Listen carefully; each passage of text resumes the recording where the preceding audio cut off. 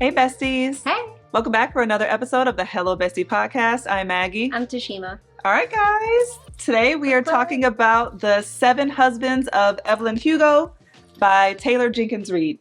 So this one had a lot of reviews. A lot of people felt very hot and cold on this book. Really? I think on most platforms it averaged over 4 stars. So that's good for a typical book. But this is basically a story about a reclusive Hollywood star named Evelyn Hugo who picks an unknown reporter to share her life story with. All the glitz and the glam and the scandals and all of that. And there's an interesting little twist at the end too. So yeah, there's. When I was just talking about the reviews, I looked at a few of them and it really, like I said, it ran hot and cold. One I saw said, "This right here, this is why I read. For the joy and privilege of coming across an exquisite story like this and being swept up in its magic." To worst read of the decade. Really? Yeah. So it went very, we'll see. So I'm interested to get your thoughts on it. Before we jump into it, and this quote is pretty much at the end of the book, but I think it really sets the tone. So the reporter is asking Evelyn, I said, "Does it bother you that your husbands have become such a headline story, so often mentioned that they have nearly eclipsed your work and yourself, that all anyone talks about when they talk about you are the 7 husbands of Evelyn Hugo?" And her answer was quintessential Evelyn. "No," she told me, "because they are just husbands. I am Evelyn Hugo. And anyway, I think once people know the truth, they will be much more interested in my wife." Yeah, that was good. Yeah. So, was this book at all what you expected? I think it was better than I expected.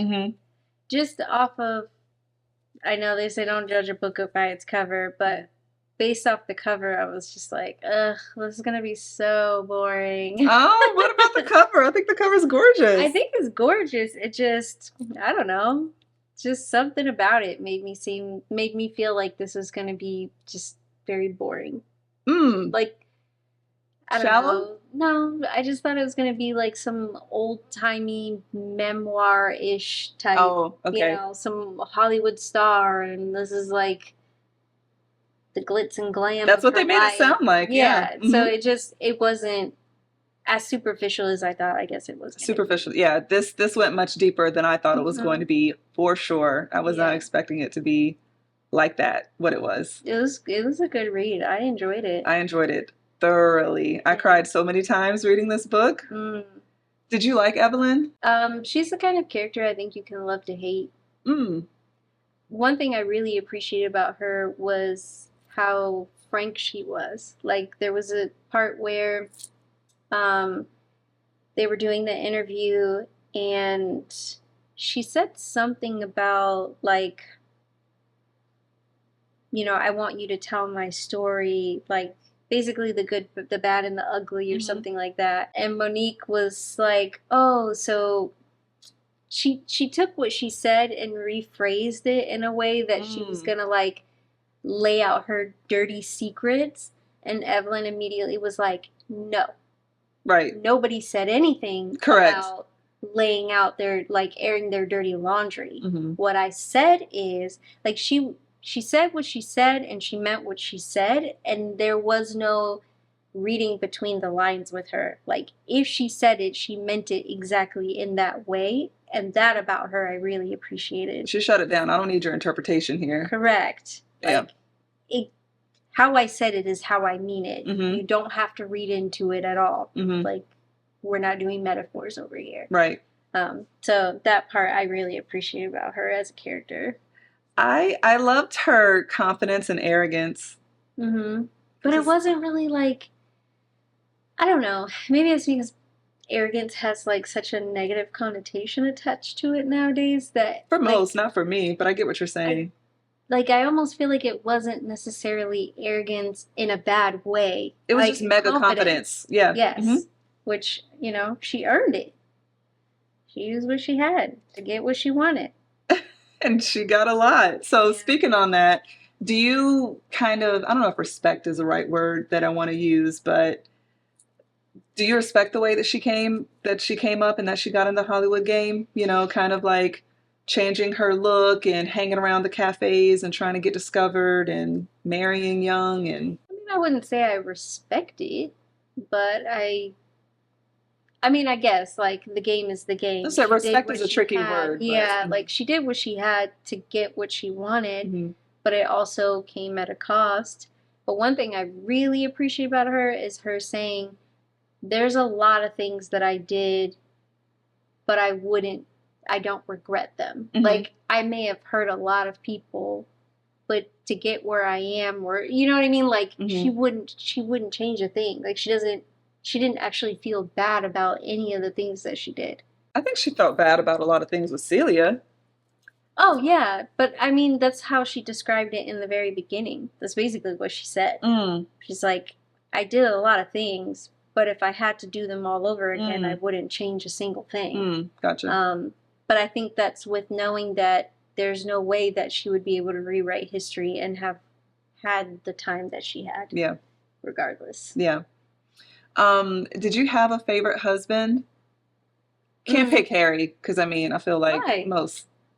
Because he's obvious, of course. He was like... He was a husband. He was my favorite. A husband. You can't pick him. Everybody's going to pick Harry. If they read the book, they should. Who else would they pick, honestly? Harry is my favorite. Well, aside from Harry, did you think she had a... Marriage. Huh? Her lavender marriage was her best marriage. It was. What about the worst? The second husband? Don Adler. Yeah. Yeah. I think he was the worst. Even coming back and apologizing later, I was so disgusted with him. Like, I think he truly was the worst.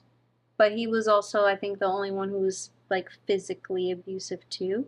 I believe so. So I think her marriage to him was the most impactful on her life, though. So in that way, it's like, he was the worst for sure. I hate that she went through that, but she learned so much through that marriage, and that marriage, I think, helped her discover herself. But he also blacklisted her. Like, she kind of had to start all over and go into hiding. It was just a lot with him. And then she ended up losing Celia again later because of a scene with him. Aside from Harry, because again, I love that time in both of their lives where they could kind of just have the looks of two heterosexual relationships, but it gave her free will to be with Celia and then him to be with the guy, and no one was ever the wiser. How did you feel about Celia's character? Did you like Celia? I did, I guess, but part of me also felt like she was a little demanding of Evelyn, and I didn't appreciate that about her. Like, she always wanted her to... Like, don't get me wrong, Evelyn did some messed up things, but in terms of their profession, I felt like Celia had very unrealistic expectations for Evelyn as an actress and as a partner. You know, like the whole situation with the French movie, I really don't feel like as an actress was that big of a deal. Oh, like her showing her breasts and stuff. Yeah. And like the sex scene and all of that, but for Celia to like stop talking to her for however many years, but Evelyn also didn't handle it really well. Right. You know, she told these half-truths, which led to a lot of this issue. You know, always making it look like you're hiding something, but you're not. And then you wonder why people will act like think you're hiding something. I liked Celia in the very beginning, and then in the middle, I stopped liking her, and then I started liking her again at the end. So she was she was complex in a very simple way, if that makes sense. Yeah. I understood being a partner, you want to scream it from the rooftops, but Evelyn made it very clear to her, and she also knew you're being very naive. I am only doing all of this to protect you and to protect me. So if they got to think that I'm a whore, if they have to think that I have horrible taste in men, I will marry a million guys if it means that it keeps the eyes off of us so that we don't go to jail, so that we don't. And Celia was very much like, have you learned nothing? Correct. Celia was very much like, you're ashamed of us, and hearing Evelyn really break it down. And Evelyn's like, no, you don't understand what I did to get here. Nobody came to my little town and sought me out and put me in a movie. And I also have like 10 years on you. Mm-hmm. So no. No, 2 years. I think she was only 2 years older than her. 2? Yeah. I remember in the beginning because I thought they had a larger age difference. Because she was talking about like her difference in appearance and all of that, and then Celia still looked like young, and she said that in the beginning. But when they first, because it's something that I bookmarked because I just thought it was so telling when they all got cast in the Little Women or whatever, and Celia was playing Beth, and she's like, "Oh, that little teenage whatever is going to act me under the table," because Celia was 19 at the time, and Harry told her, "You're 21." Said that, so I'm like, she was only a couple years older than her, but they did make it seem like she was a lot older. It was a huge. I missed that. But yeah, I had bookmarked that because she said, you know, Celia, what's her last name? Celia St. James. Celia St. James is going to ruin everything, and she did ruin everything, but in the best way possible. Because if she didn't meet Celia, she wouldn't have, like, that was the true love of her life. She would have stayed in the marriages. You know, it's just her whole, I just think the whole course of her life would have been different. But then, like you said, Evelyn didn't handle it properly when she told Celia, I can marry a man and have children and be happy, and you can't do that. Basically, like, not like I'm better than you, but I'm different than you. And I think Celia really felt like, but like, you're with me though, so don't act like that's how she meant it. It wasn't how she meant it, but I could see how Celia took it that way. I don't agree, but Celia said some really horrible shit to her too when she was upset. Like, you're nothing but boobs, and she did. She was very vicious in that way, and that's when I didn't like her. Right. You're being very childish right now because... And unrealistic. She just had these expectations that she just wanted Evelyn and everybody to just throw everything away. And it's like, but how do you think you're going to maintain all this? Being devil's advocate, I could understand Celia's frustration because if you're with someone and they're telling you, I love you, you're the most important thing in my life, and this and that, but then they're really hesitant about being seen with you, they're sleeping with guys to do all this stuff, I could understand how Celia's like, but for real though, how can you say that when you don't want to tell anybody? You think we're just supposed to live the rest of our lives doing all of this just to be together? It's not wrong for us to love each other. So I can understand that. And then I can understand Evelyn's side of it, where it's like, I don't fucking enjoy being with these dudes. I don't like all of this. And I'm only doing it because they think that we're together. And it's not just about, I've worked so hard and I could lose everything. We could go to jail. Yeah. We could be committed. We could be killed. Like, there are more things than materialistic losses that we're going to have if people knew. So for that, I appreciated being able to see both sides. And that's very difficult for Evelyn too, because it's like, you do love her and you're literally doing this for her, but then she's telling you, no, you don't love me enough. Really, and it's going not about it the right way. Yeah. Like, instead of sitting down and having a conversation and coming up with a plan, Evelyn would just go and do something and say, yeah, but I did this for us. And then Celia's like, what are you talking about? Like, yeah, like you said, I didn't ask you to do this. And she's like, but it doesn't matter if you asked me to. I did it because it was necessary. And then that's where that kind of confusion was coming in, where Celia's like, you didn't do this for me. You did this for you. And that's how it was coming off, because you're asking for forgiveness instead of permission. It was just weird because Evelyn would tell her, like you said, have choose, tell her some stuff, but then not. Like, hey, I'm gonna get this guy to marry me, basically, to get us off our back. Yeah. And then, okay, cool, we never spoke about it. And then Evelyn turns up pregnant. And Celia's like, you never said you were going to sleep with him. And Evelyn's, I thought it was implied. No, it wasn't implied. You just said that you were going to, so. Like, that's that unrealistic expectation. But, like, how did you think I was going to marry somebody and not do that? Right. What? So it's like she didn't explicitly lay out her plan, but again, it was implied. I mean, did you enjoy the love story between Evelyn and Celia? I did. I feel like of all the books we've probably read, it felt a lot more real and raw. You know, because everything isn't always cookie cutter. That just that sometimes you can have was like two ships passing in the night, and it just doesn't quite align at the same time. And I love that they had the time at the end that they had. I agree. I thought it was heartbreaking. Like when I mentioned that I cried several times throughout this book, I think that it really put a good scope on same-sex relationships, homosexual relationships, and just it's so much harder than it needs to be because of other people. And that's heartbreaking. It's so sad that these two women who found each other, wanted to be together, couldn't because of what it would look like to everyone else. Right.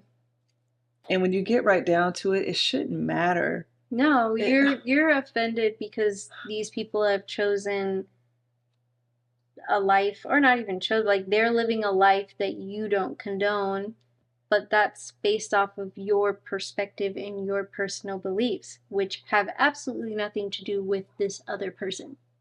You know, like just because you are, let's just say, hypothetically, you say, oh, well, you know, same-sex relationships are, they're sinful because the Bible says so.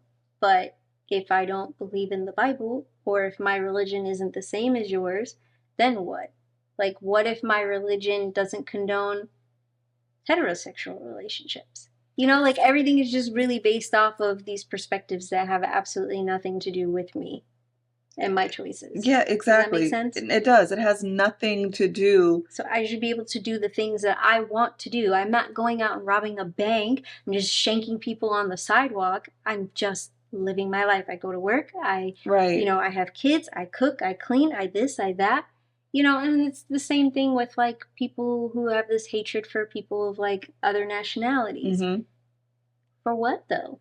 At the end of the day, we all do the same thing. It has no bearing on your life whatsoever. Exactly. So for you to hate this person or want to harm this person, for what? What does it matter to you who they lay down with or what they do in their bedroom? It has no bearing at all. I honestly, this is not related to the book, but I feel like the people who have issue with that is because they hate something within themselves. I agree. My personal hot take on that. I agree. It just, I don't, it broke my heart so many times, just the hoops that they had to go through. And then Harry too. Again, I loved that she had Harry in her life, you know, especially when he saw her black eye and he said, I'll kill him. She's like, no, there's no move here. I got to stay with him. And if she wouldn't have met Celia, that would have been her life. You know? Yeah, I don't think she would have been able to. He would have killed her. Staying with this guy and putting on airs and pretending that they're happy and drinking, probably got into like drugs, and she just would have like probably died very early because she was so miserable. And this is also, you know, too, when her and Celia brushed hands or she grabbed her hand at the concert and some random person took a picture of them and gave it to a tabloid, and that blew up this whole thing to where people were starting to say, oh, Celia is a lesbian and she's spending a lot of time with Evelyn Hugo. I love the little articles in between there. I thought that was a nice touch and really put a little something on it. But it's just, that's the cost of fame, and I wouldn't want that. Same. You know, it's the money and the, you know, glamour and all of that is amazing, but is it worth it? Yeah. You know? You always got to pay the piper. I don't know. Just how crazy that blew up so fast. And then for Evelyn, I love that she got back together with Celia at the end, but I think it was cool that they both ended up in lavender marriages and the four of them were able to enjoy each other. Right. And when, I don't remember Celia's husband's name, the NFL player. I want to say John, but I could be wrong. It might have been John, I think. It was John. You know, when he passed away and how heartbroken Harry was, you know, that whole thing just like, it's like you felt his pain and agony every single day. I know. And just something as complex as like, I want to have a baby. And she's like, what? Yeah.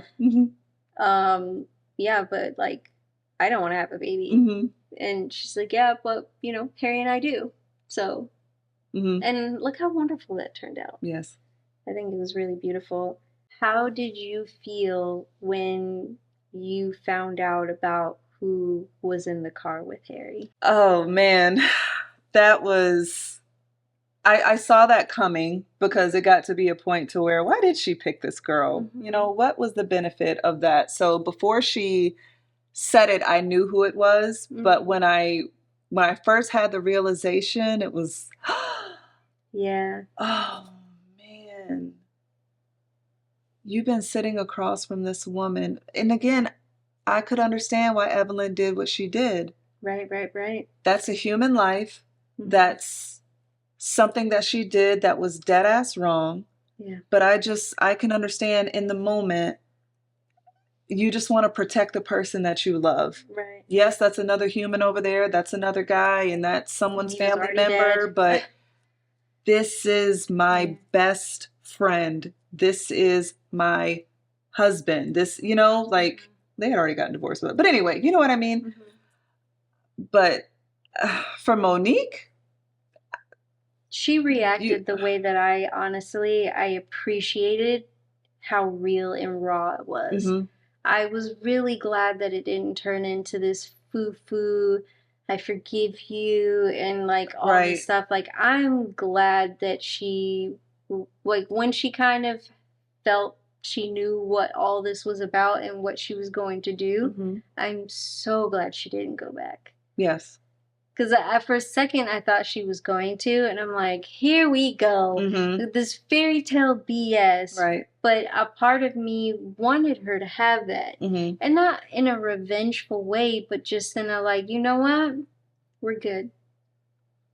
You do you. I think Evelyn, obviously, she did what she did for Harry. She did what she felt like she needed to do, but I think that it says something about her character that she felt bad enough about it that she looked into this guy and she did research and she found out who his family was. And she had been keeping up with Monique and gave her something that she... How did you feel about the letter that he wrote to Harry? Because, you know, I know we both have strong feelings on down low and all that, but how did you feel? I mean, yeah, like we do have strong feelings. Right, right. I guess I wasn't really looking at it from really like the down low perspective. I was more so looking at it from like a heartbroken perspective, knowing that these two people and this person in particular would rather choose a life where they are not completely happy and fulfilled to kind of like fit societal norms over being able to just fully be themselves and be completely happy, like their version of happiness. Like even if you take like the child out of the equation, because a lot of people do stuff, you know, for the kids. But that made me really, really sad. I also looked at it from a heartbroken perspective. I agree with you on that. For me, it was also the extra part of, I think initially I felt really bad for Monique's mom, you know, because Monique was under the impression that they were in love and had this passionate marriage and they got along so well. And how could he do this to her? But also it's so sad that he couldn't be. So I don't think that he would have been 100% happy either way. And that's what's heartbreaking. If he had left to go to Spain with Harry without the other person really knowing that they were in a I mean, I guess it's not really a lavender marriage, but in terms of like her mom, she was none the wiser. So if you asked her, they did have a great marriage and they had a good relationship. But then when she started talking to her and was like, I mean, I guess if I really think about it, I think she knew. Yeah, because the way she was describing things, she's like, well, I mean, no, we didn't really, you know, we weren't very intimate. That's kind of when I changed my perception of it. Initially reading the letter on it was heartbreaking. Like down low or not, that's heartbreaking that you can't be who you want to be. Correct. But even if he went to Spain with Harry, yes, I'm happy. I'm in this relationship with you, but I still love her. Right. I may not have like the want to tear her clothes off type of passion with her, but I still love her and I love my daughter. And I can't be happy with you and leave them. But when I'm with them, I still want to be with you too. And that's what's heartbreaking when the heart wants two different things that it can't have. So like he's not going to be fulfilled either way. So that was unfortunate. Yeah. And then when she started talking to her mom, I was like, I think she knew. And I think she was okay with it because she didn't need that sexual relation. It was just a companionship. Correct. And that's what it really seemed like it boiled down to is no, but at the end of the day, he was just my best friend. Right. And I don't really know, like, all of that other stuff just didn't really seem to be important. I felt like her parents' relationship was what Harry and Evelyn's relationship was. Without putting, like, without knowing it. Right. Like, not unintentionally. Yeah. Yeah. It was, yeah, that part made me really, really sad. It's like, just the whole thing. And then also, you know, for her to be very, sorry, I have like fuzz from this pillow all over my face. You know, for Monique to just be like, you know how many times I hated him because I thought that he just got behind the wheel of a car and was like reckless out of nowhere. I didn't understand. Right. That part, I feel like, can resonate with a lot of people where you just really don't understand why somebody would do something because things just don't quite add up. Like, why would this person ever be here? They have no reason to be here. And, you know, without having that little piece of the puzzle, you just always have this, like, you just don't have closure. It's like trading one's transgression for another, though.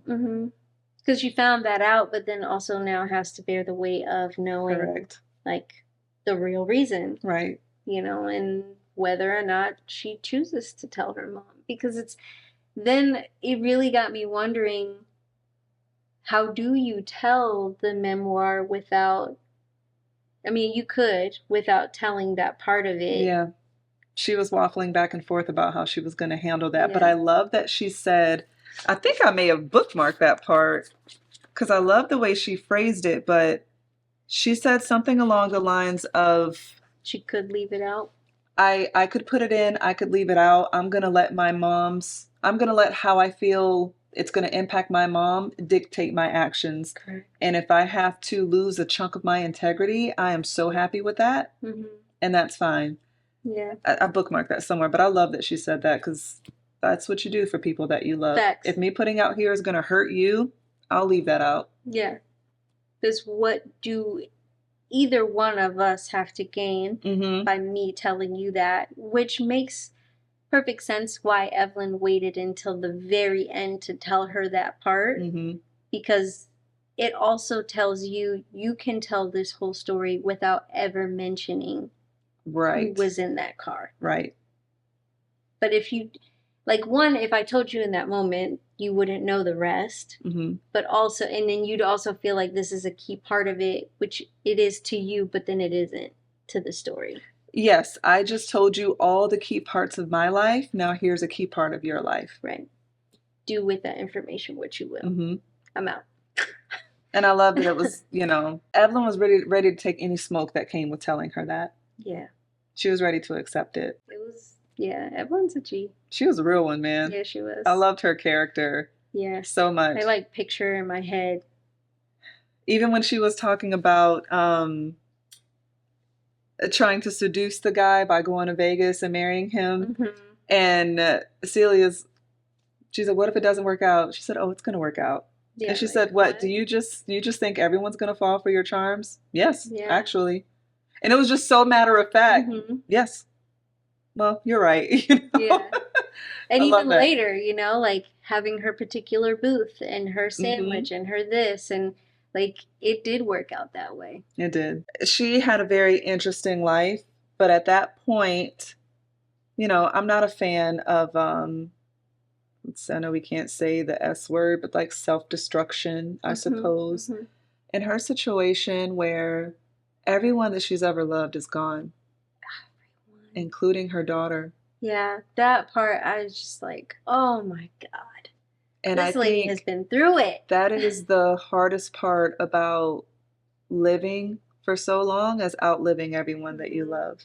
Yeah. Because that in itself, it's almost easier to be one of the ones that's gone.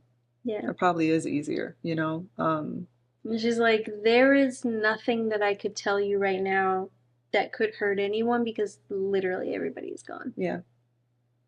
Everyone. Yeah. Like, I have no legacy. I have nothing. Right. So, take the dresses. I don't care. Doesn't matter. And tell the truth about me. I can finally say it now. What does anyone have to say about me that I haven't already heard before, that I haven't? I do love that they collectively all donated heavily to, the LGBTQ community and like the marches and protests. They did what they could, short of physically showing up and causing a spectacle. And again, what a shame. Even celebrities now, Marlon Wayans did a whole photo shoot, LGBTQ plus, supporting his child, and everyone made a big deal about that. That doesn't make you gay because you're supporting your child. And even if it did, so what? Yeah, it doesn't matter. So it's just a shame that people can't support something or, be an ally or show, I don't know. People are weird, and it's unfortunate. Very weird. So yeah, if you had to rate this book on a scale of 1 to 5, what would you rank it? I give it a 4.5. I think it was a really good book. Same. I give it a 4.5. I was pleasantly intrigued. That's fair. I didn't think I was going to like it, especially because it does start off a little slow. And, I'm more like into like fantasy type, so I was just like, oh, this is going to be so boring. But it was actually really interesting. I agree.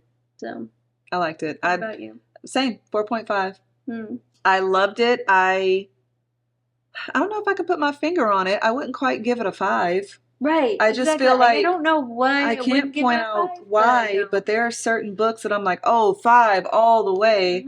I feel very strongly about this book. I got a very emotional reading this book. It made me think a lot, and I think it gave insight to a lot of important issues without being too on the nose about it.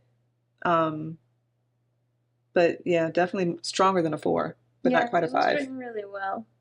Like, it was tasteful, the whole thing. Like, it doesn't make it seem like people are just going off and doing orgies and like all this unrealistic things that people talk about. Like, it just was written with just really good taste, and I feel like it did a really good job. The author did a really good job. Yeah. So Evelyn Hugo is loosely based off 3 different people.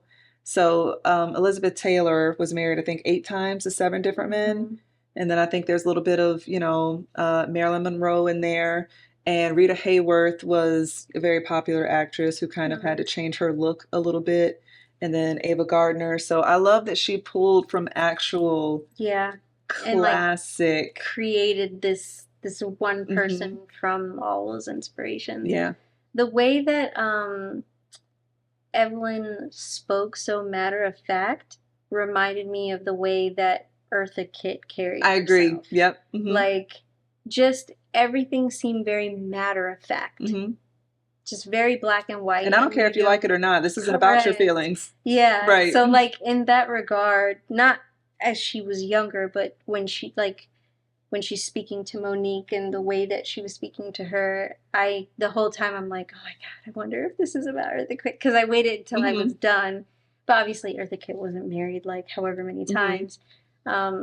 But I waited until the end to see, who inspired the character. I think she pulled from a lot of different sources to create this like one bomb-ass woman. She did a good job. She did. Netflix has picked this up. Apparently, they've said, I don't know, they're talking about casting and things like that. Sofia Vergara's name was thrown out there, which would be very interesting. So that would be interesting. I don't know. We'll see. Yeah. Yeah. We'll have look forward to do an watching update on that. Yeah. I would too. And you know how we can be iffy about, just leave it alone. I would love to see the adaptation of this. It's got to be well done, though. It just stick to the book. Don't ruin her. Right. Stick to the book, and we won't have any problems. Right. Like, don't make it a Hollywood thing, please. Just don't. All right, besties. So the next book that we're going to read is Kill for Me, Kill for You by Steve Cavanagh. So, yep. Get to reading, and we will see you next Tuesday. Bye. Bye, besties.